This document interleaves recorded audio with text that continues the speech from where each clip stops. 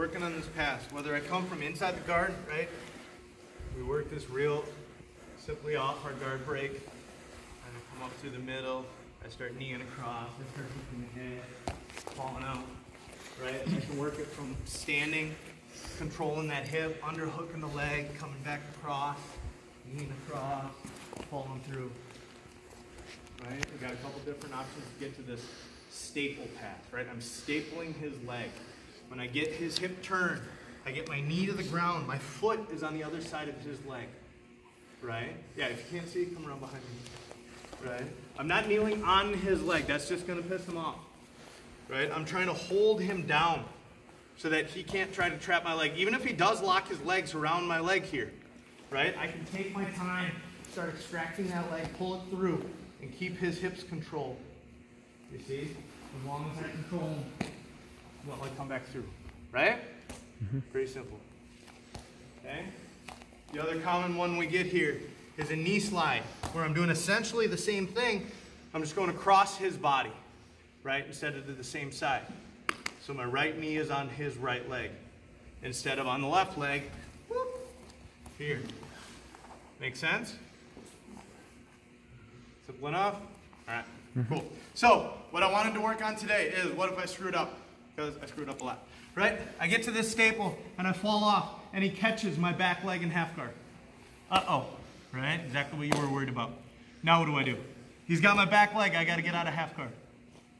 Right? I've got a couple options. I can kick here all day, it doesn't matter, he's got my leg. Right? I can gable grip my hands and start dealing with the pressure passing out of half guard, but I'm far too old and lazy for that. So personally, I'm going to go elbow over his head, and this back leg, right, one that's outside, is just going to extend and sit. I'm going to cuddle. Right? I'm just going to hold him tight to me. Pat a little bit, let him freak out. Right? He can do all kinds of stuff, but he doesn't have a foot on the ground right now. If he doesn't have a foot on the ground, he can't move. Right? If he's really getting excited and trying to hip into me, I'll grab that foot to take away some of his force. I'm not trying to hurt him, I'm not trying to submit him. I'm just trying to control his legs so he can't extend his hips into me and start putting pressure in. Right? And even if he does, I've got this foot behind me to drive. Right? And that's what I really want, is him to open his legs. But most people don't. Sit up. Play with your gi later. Alright? So, we get to this position. How many of you guys have been to John's class where we talked about passing this half guard a couple weeks ago? Yes? No? Alright, we'll walk through it again real quick then. My foot that's underneath his legs, my foot is next to his butt. If I leave that foot out behind me, John's going to underhook my leg and start looking for his lockdown. Right? So now he's got my hip locked as long as he keeps his legs straight. The harder I fight it, the more I lock myself into it. Now when John starts swinging his legs side to side, he can start manipulating my weight. Right? Now I'm just reacting to him. And he can start working his way underneath me and attacking me. So I don't want that. I want to get my foot up to his hip. Right under his butt. I'm creating a shelf here that he's just trying to hold on to at this point. Okay? So, I'm just going to push him off the shelf. Right? And he's going to latch back up. Right? I push him off the shelf. All right. Now I got a hold of his leg. He thinks he trapped my arm. But really, I got a hold of his leg. Right? So I can just start stacking him up a little bit. And I'm looking to connect my hands, hooking his shoulder. Here. Right? I'm reaching through. I might have to dive in a little bit deeper, shake him in a little bit. But I'm looking to get that S grip. So now I'm hanging his hips from my arm. All that weight's on his ankle. Okay? I can stack him up a little bit, get him up on my leg, start putting a little pressure on. See how his foot's starting to slide towards his toes? Right? Makes it uncomfortable. He switches legs, that's fine. When I'm ready to go, I'm going to motorcycle kick my leg through his old hips, okay? Now, I can't just pull my leg out because I'm going to hook his foot, right? Now I can't get my leg out. So instead, I'm going to kick into the curl. Right? Again, that's why we wear a cup, right? Ideally, I'm looking for the back of his other leg, but just, you know, just to see if he's paying attention. Just stay low there, catch the right one. He's got 2 kids, it's fine, right? Up and out, over his leg. My hands are controlling his hips where he can try to adjust to, right? Now, I'm still not safe here. If I'm lazy about this and I start coming up, he's going to kick this leg up over my head, right? Yep, and start trying to wrap me in there. All right, it's really annoying. I do have to pay attention to it. I can always drop my shin in his face. That's the upside to it, okay? But I do need to make sure that I'm paying attention to that leg. So once I get him latched up, I break him open, I kick. I'm gonna reach past him to turn his hips away. And now I can pull my arm out.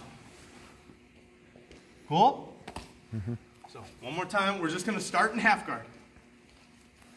Here. Okay? My arm is gonna go over his far shoulder. I'm gonna turn my near leg, the one in between us, to the ground. And this knee's gonna go to the sky. Here. And sit to the ground. Foot's as close to his butt as I can. Okay? Push that leg off. When it opens, I hook it. All right? I can even just push it and just leave my arm there. He'll do the work for me eventually. He'll start to work on it. Push it off. If you can try and pull your leg out, make him really try to latch it up. When he does, get him loaded up. Make sure his shoulder's hooked in here. If I don't have a shoulder, I don't have any leverage. You see, his legs can pull me now. I need his shoulder to stop it. Motorcycle kick, C kick out. Reach, switch my hips. Yes? Yep. Questions? I got a question. What's up? If that back, do you need your butt to be on the ground, or if that back arm is in your hip, is that a problem? It changes it a little bit. Okay. Yeah, I can still do most of the same things. So what he's talking about here is if this arm is in between us, yep, right, it will be causing problems. Now, if he posts it on my hip, I can break his wrist. Okay.